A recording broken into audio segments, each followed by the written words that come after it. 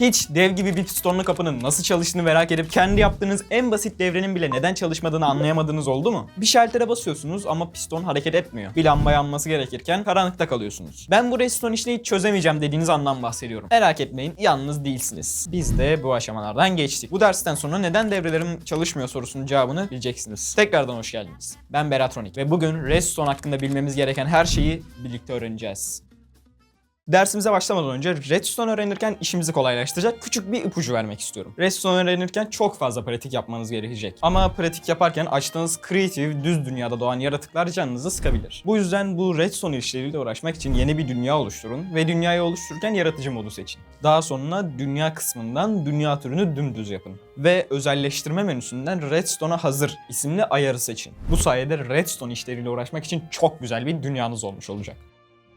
Bu arada başlamadan şöyle bir bilgilendirme yapayım. Redstone Akademisi'nin 0. bölümünden son bölümüne kadar her derste yorumu olan arkadaşlara son dersi çok güzel bir sürpriz yapacağım. Bu yüzden like ve en önemlisi olan yorumu atmayı unutmayın ki hem bu seri devam etsin hem de çok güzel bir sürpriz sizi bekliyor olacak. Tabii yani siz isterseniz yapmayabilirsiniz, zorla değil. İlk kuralımızla başlayalım. Minecraft'taki her şey gibi Redstone'da belirli zaman aralıklarında çalışır. Ama oyunun genel zaman biriminden farklı olarak kendi zaman ölçüsüne sahiptir. Minecraft saniyede 20 game tick'te çalışır. Yani 1 saniye eşittir 20 game tick olur. Bu da 1 game tick'in 0.05 saniye sürdüğü anlamına gelir. Redstone devrelerinin çoğu her 2 game tick'te bir güncellenir. Bu yüzden Redstone işlerinde işlerimizi kolaylaştırmak için Redstone tick adında bir birim kullanırız. Bir Redstone tick'i eşittir 2 oyun tick'i eşittir 0.1 saniye demektir. Yani 1 saniyede 10 redstone tick'i var. Bundan sonra tick dediğimde bu redstone tick'ini kastediyor olacağım. Bir tekrarlayıcıyı 4 tick'e ayarladığınızda sinyali 0.4 saniyeye geciktirdiğini artık biliyorsunuz. Unutmayın, bazı olaylar piston hareketi gibi anında olmaz. Birkaç tick sürebilir. Bu küçük gecikmeler karmaşık devrelerde gerçekten büyük farklar yaratabiliyor. Bir diğer kuralımıza geçelim. Redstone'u neredeyse her bloğun üstüne koyabiliriz ama her blok sinyali aynı şekilde iletmez. İki tür bloğumuz var. Solid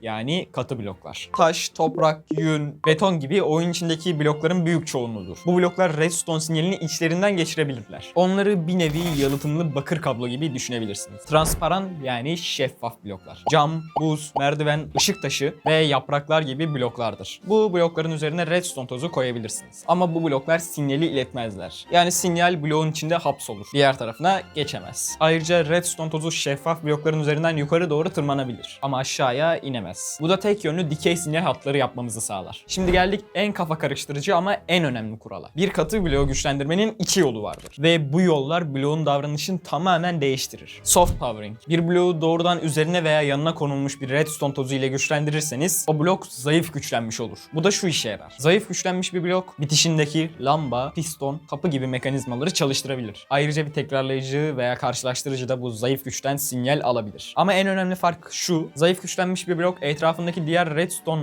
tozlarını etkinleştirmez. Yani sinyal o blokta durur. Hard powering. Bir bloğu doğrudan tekrarlayıcı, karşılaştırıcı veya şalter, düğme gibi bir kaynakla güçlendirirseniz o blok güçlü güçlenmiş olur. Güçlü güçlenmiş bir blok ise bitişindeki mekanizmaları, tekrarlayıcıları, karşılaştırıcıları ve redstone tozlarını çalıştırır. Yani adeta bir elektrik dağıtım kutusu gibi düşünebilirsiniz.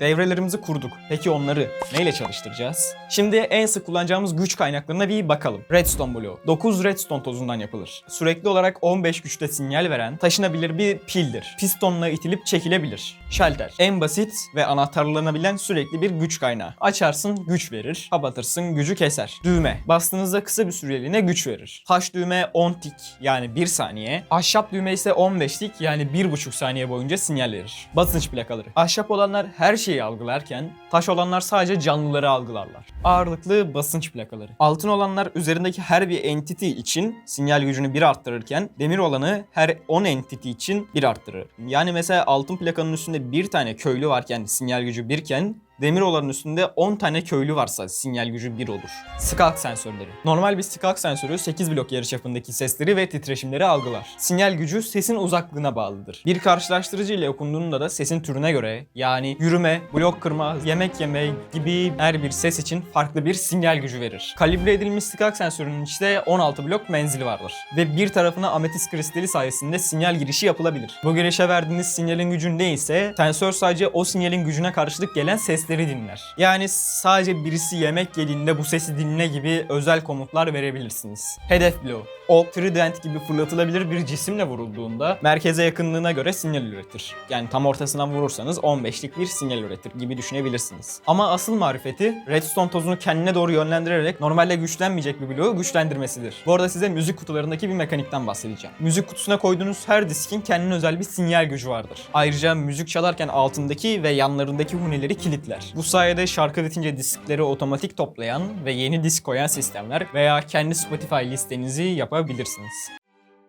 Şimdi bu gücü nasıl işleyeceğimize gelelim. Redstone tozu. Tozun önemli bir detayı var. Eğer üzerine sağ tıklarsanız nokta şekline gelir. Ve bu haldeyken sadece altındaki bloğu zayıf güçlendirebilir. Ama yanına bir bileşen veya başka bir toz geldiğinde artı şeklini alarak sinyali düzgünce iletmeye başlar. Redstone meşalesi. Bir güç kaynağıdır. Ama asıl görevi sinyali ters çevirmektir. Güç alan bir bloğa bağlıysa söner. Güç almayan bir bloğa bağlıysa yanar. Bu ters çevirme işlemi bir tik sürer. Çok hızlı açılıp kapanırsa, yani 3 saniye içinde 8'den fazla kere açılıp kapanırsa burnout olabilir, yani yanabilir. Ve bir blok güncellemesi alana kadar sönük kalır. Redstone tekrarlayıcı. Tekrarlayıcının tam olarak 4 ana görevi vardır. Sinyali tazeler, yani gelen herhangi bir sinyali tekrar 15 gücüne yükseltir. Gecikme ekler. Sağ tıklayarak sinyali 1 ila 4 tik arasında gecikme ekleyebilirsiniz. Tek yönlü iletim yapar, yani sinyalin sadece ok yönünde gitmesine izin verir. Geri dönmesini engeller. Elektronikteki bir diyot gibi düşünebilirsiniz. Kilitlenebilir, yani yan tarafından başka bir tekrarlayıcı veya karşılaştırıcı ile güç alırsa o anki durumunda kilitlenir. Gelen sinyal değişse bile durumu değişmez. Redstone karşılaştırıcı, yani kısaca Redstone'un İsviçre çakısı. Temel görevi arkasından aldığı sinyal gücünü hiç değiştirmeden önüne kopyalayabilmesidir. Yani bir seviyesinde bir sinyali istediğiniz kadar uzağa taşıyabilirsiniz. Ve yineleyicilerin aksine de sinyali taşıdığınız yerde bir olarak kalmaya devam eder. En çok kafa yakan kısmı ise modlarıdır. Karşılaştırma modunda, yani varsayılan halinde yandan gelen sinyal arkadan gelen sinyalden güçlüyse çıkışı keser. Çıkarma modunda, yani sağ tıklayınca açılan modda ise arkadan gelen sinyalden yandan gelen sinyali çıkarır ve önünden o seviyede sinyal verir. Asıl süper gücü ise konteynerları okuyabilmesidir. Bir sandığın, fırının, huninin, kazanın ne kadar dolu olduğunu ölçer ve 1 ile 15 arası bir sinyal üretir. Otomatik depolama ve ayıklama sistemleri de bu mekanik üzerine çalışır. Bu arada bu anlatımdan sonra karşılaştırıcı anlamadım derseniz gerçekten üzülürüm. Yapabileceğim en basit şekilde anlat.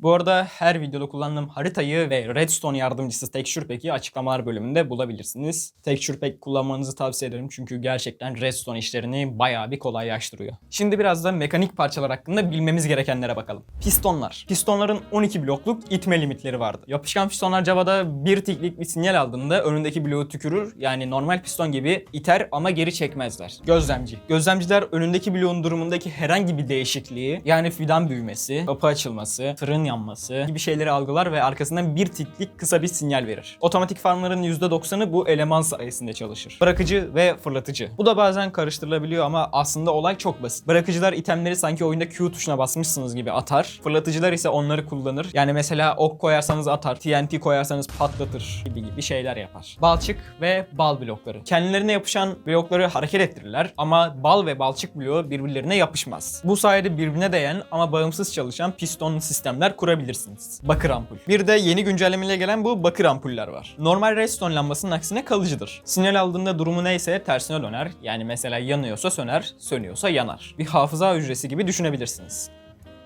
Son olarak sadece Java'da olan ve bilmeniz gereken bir özellikten kısaca bahsedeceğim. Bu özelliğin adı Quasi Connectivity. Pistonlar aslında var olmayan üst kısımlarından da güç alabilirler. Piston bu gücü aldığını yanında bir blok güncellenene kadar fark etmez. Piston bir blok güncellemesi aldığında, yani pistonun yanına bir blok kırıldığında, blok koyulduğunda anında hareket eder. Kompakt devrelerde sıkça kullanılır. Oh be, azıcık soluklanalım. Bugün de bayağı bir şey anlattık. Bu arada biliyorum şu an kafanız çok karışık. Kafanızda bir sürü bilgi uçuşuyor. Ama bu çok normal. Çünkü Redstone izleyerek değil, yaparak öğrenilir. Bu yüzden bu videoyu bir sözlük gibi düşünün. Ve geldik geleneksel ev ödevimize. Bu derste öğrendiğimiz herhangi bir 3 mekaniği kullanarak bir devre yapmanızı istiyorum. Basit bir gizli kapı olabilir. Otomatik bir lamba olabilir. Yani tamamen size kalmış. Yaptıklarınızı veya fikirlerinizi yorumlarda yazabilirsiniz. Ve bana Berat12 isimli Instagram hesabım üzerinden gönderebilirsiniz. Açıklamada linki var. Bir sonraki derste sizin yaptığınız devrelerin bazılarına bakmayı düşünüyorum. Bu arada Instagram'a uzun süre sonra tekrar girdim ve DM kutusuna bir sürü mesaj gelmiş. Tekrardan kusura bakmayın ama şu andan itibaren DM kutum açık. Yani telefonumda Instagram yüklü, mesaj atarsanız bildirimi gelir. Bir not daha düşeyim. Bu seri tamamen Java versiyonu üzerinde. Evet, bazı gösterdiğim şeyler Bedrock Edition'da da çalışıyor olabilir ama Quasi Connectivity gibi gösterdiğim bazı şeyler sadece Java Edition üzerinde var. Neyse, çok uzun açıklama yapmayalım. İzlediğiniz için teşekkürler. Kendinize iyi bakın. Hoşça kalın.